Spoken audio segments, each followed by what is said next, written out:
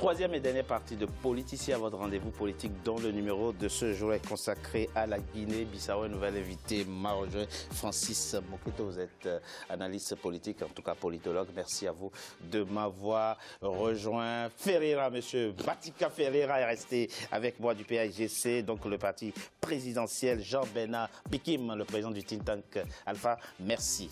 Merci à vous. Libéria, Sierra Leone, Guinée-Bissau, Gambie, les théâtres d'intervention de la CEDEAO sont très nombreux. Et quel regard donc porté sur le parcours de cette organisation, notamment en ce qui concerne la résolution des conflits? Nous avons posé la question à Magloire Kwakouvi. Il est politologue togolais, professeur d'université. On l'écoute, on en parle après. Pour la résolution des conflits, il y a eu les Comores, et tout dernièrement l'intervention de la CEDEAO en Gambie. Et l'un des espoirs des Togolais aujourd'hui, c'est que la CEDEAO se penche sur le problème togolais pour les aider en cas d'extrême nécessité à avoir des élections libres, transparentes et démocratiques pour que les urnes disent finalement la vérité, parce que le rapport de force qu'il y a entre la majorité et l'opposition est très disproportionné. Vous avez d'un côté des gens à main nue et puis de l'autre côté des forces de l'ordre armées jusqu'aux dents qui font la pluie et le beau temps, qui peuvent tirer à balles réelles sur les écoliers, tout ce qui bouge, etc. Donc voilà où nous en sommes avec la CEDEAO. On peut garder espoir pour nos enfants et nos petits-enfants en espérant que nos sacrifices n'auront pas été vains. Monsieur Moketo, le professeur Magloire Kwakouvi, donc le politologue togolais que nous venons d'écouter, dit deux choses. Il y a deux séquences dans son intervention. Il revient sur le bilan de l'organisation sous-régionale, la CEDEAO. Il a cité quelques pays, dont le cas le plus récent est la Gambie, où effectivement la CEDEAO a joué un rôle positif pour que Yahya Jammeh laisse le pouvoir. Et puis il évoque, et c'est l'ironie du sort qu'on retiendra de son intervention, il évoque le cas du Togo. Il se trouve aujourd'hui que le président Faure Singbe, le président en exercice de la CEDEAO, c'est lui qui a présidé donc la conférence, le sommet extraordinaire qui a conduit à la nomination d'un premier ministre en Guinée-Bissau. Il parle dans son discours de stabilité alors que son pays, le Togo, traverse en ce moment l'une des crises les plus violentes de son, pour ainsi dire, je dis en termes politiques, de son histoire. Ça veut dire quoi? Que le défi reste encore énorme en dépit des alternances démocratiques qu'a connues la sous-région? Écoutez, je vous remercie d'abord de me donner la parole et de pointer du doigt le vrai problème. Il n'est pas que togolais, il n'est pas que guinéen, Bissau guinéen, c'est un problème africain. Quel problème? C'est le problème de la transmission du pouvoir. Voilà, c'est un problème, et tout à l'heure, mes co-débatteurs ont parlé du conflit de pouvoir entre l'exécutif, le législatif, le judiciaire. C'est un problème de gestion du pouvoir. C'est-à-dire qu'on a beau avoir des institutions en Afrique, il s'agit d'abord d'un problème d'hommes. Alors, les Africains, en général, s'auto-érigent monarques. Il ne faut pas oublier que le problème de la Guinée-Bissau est un problème purement de gestion. On l'a dit, effectivement. Monsieur Montero l'a dit ici, mais je reviendrai à vous tout à l'heure, monsieur Moketo. Jean-Bernard Bikim, très rapidement.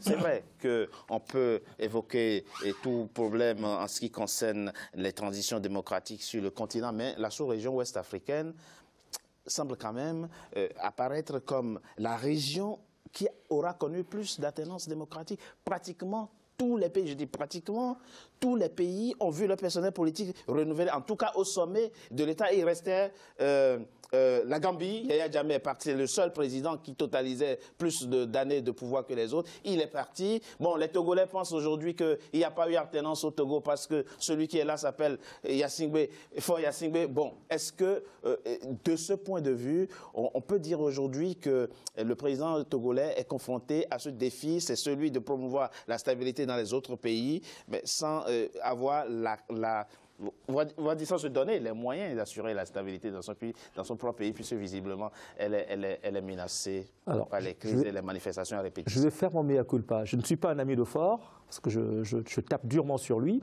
mais il faut reconnaître une chose. L'ensemble des pays africains sont confrontés à une donnée. Quelle est-elle? Ils sont obligés de prendre en compte les contraintes géopolitiques internes et externes, les contraintes géostratégiques internes et externes, les contraintes géoéconomiques internes et externes. Allez-y, très rapidement. Une fois que vous avez cette donnée, vous avez à l'intérieur les aspirations des populations et les exigences de la caste dirigeante. Ces deux pôles sont inconciliables. D'accord. Mais qu'est-ce qui prime? Le peuple qui prime.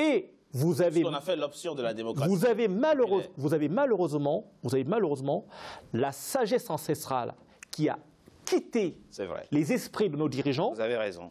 Et cette absence de sagesse conduit aux confrontations et surtout à l'extrême pauvreté qui gangrène la société et qui nourrit. Vous évoquez là un point très important. Il n'y a pas dans l'histoire précoloniale africaine d'exemple de roi qui massacrait ses propres sujets. Ça n'existe pas. Ça n'existe pas. Il n'y a pas un seul roi. Il y a des guerres de conquête, il y avait des guerres de conquête, il y avait des razzias qui étaient organisées entre royaumes, mais il n'y avait pas de souverain africain qui massacrait son propre peuple. C'est très important ce que vous venez de dire, mais pour jeter un regard sur le parcours de l'organisation en termes de sécurisation et de renforcement des acquis démocratiques, peut-on quand même dire que la CEDEAO a fait des efforts? Aujourd'hui, il y a des pays non-ouest africains qui cherchent à adhérer à l'organisation. Comme le cas du Maroc. Comme le Maroc, par exemple. Et beaucoup d'autres pays. C'est le signe que cette organisation sous-régionale a réussi quand même un pari. C'est vrai que chaque chose son temps. Je crois que la CEDEAO va finir par transformer dans une grande organisation qui va beaucoup aider l'Union africaine sur les règlements des conflits internes régionaux. Et la Guinée-Bissau, tout à l'heure, on disait que la Guinée-Bissau est un pays protégé de la CEDEAO. Et la CEDEAO jouait aussi un risque au niveau de la Guinée-Bissau.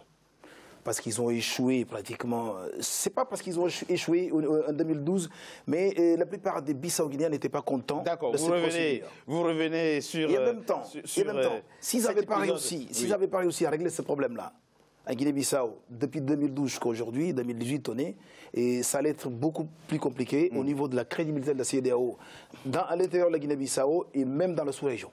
Parce qu'il y a eu un moment où on a eu des sentiments sur 2 poids et 2 mesures entre le problème de la Gambie et la Guinée-Bissau. Il y a d'autres pays où on se précipite, il y a d'autres pays où on va beaucoup moins. Monsieur Boketo, il y a un cas, un élément dont on ne parle pas assez, c'est le Nigeria, qui est aujourd'hui la force de la CEDEAO. Parce qu'au fond, si elle est forte, la CEDEAO, c'est aussi parce que le Nigeria a accepté la voie de la démocratisation, et puisque c'est la plus puissante armée de la sous-région, c'est le pays le plus peuplé de la sous-région et du continent, c'est là le premier atout de l'organisation sous-régionale, un Nigeria pacifié et résolument engagé sur la voie de la démocratisation. Mais ce que je vais juste rajouter par rapport au débat de tout à l'heure, il faut savoir que la CEDEAO aujourd'hui est un juge de paix dans ce collectif de pays, les 15 pays, 15 États membres. Cette organisation a quand même fait montre d'une certaine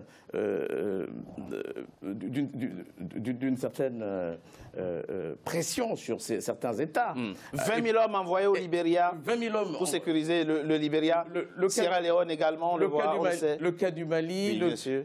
Je pense qu'aujourd'hui, on ne peut pas parler de développement sans la paix. On ne peut pas parler de sécurité sans la CEDEAO. Et aujourd'hui, moi, je pense que les Bissau-Guinéens doivent remercier cette organisation dans la mesure où peu de temps avant la nomination du nouveau Premier ministre, ont été sanctionnés, et même le fils du président. Alors, voyez jusqu'où la CEDEAO va traquer les mafieux, ce qui, effectivement, empêche les institutions de fonctionner. C'est pour cela que je disais tout à l'heure que le problème n'est pas un problème d'institutions. Les institutions existent, il faut les respecter. Le tout, c'est un problème d'hommes. Et il y a une sorte de monarchie déguisée, de dictateur qui empêche le fonctionnement. Regardez ce beau pays qui s'est enfoncé dans la bêtise, dans des guerres où les militaires étaient là, putschistes à chaque instant, ainsi de suite. Mais aujourd'hui, il faut siffler la fin de la récréation. Et la CEDEAO a joué un rôle important. 20 000 hommes au Libéria et 600 hommes, 629 en Guinée-Bissau, au Sierra Leone. Oui. 11 000 hommes. Et on a vu, les résultats. Massés aux frontières de la Gambie et pour forcer Yaya Jammeh à partir. C'est-à-dire que non seulement l'organisation aura réussi à se doter des moyens politiques, des moyens de pression politique forts, mais aussi des moyens diplomatiques, économiques et militaires, grâce notamment à la mise en place avec une force d'interposition. Et ça, c'est très important.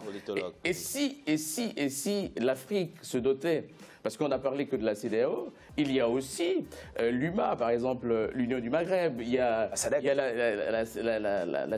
il y a la CEMAC, donc il y a dans la sous-région des organisations comme ça qui, effectivement, jouent le rôle d'apaisement, de règlement de conflits. Et ça, c'est très important. C'est un peu comme l'ONU à l'africaine. Et merci.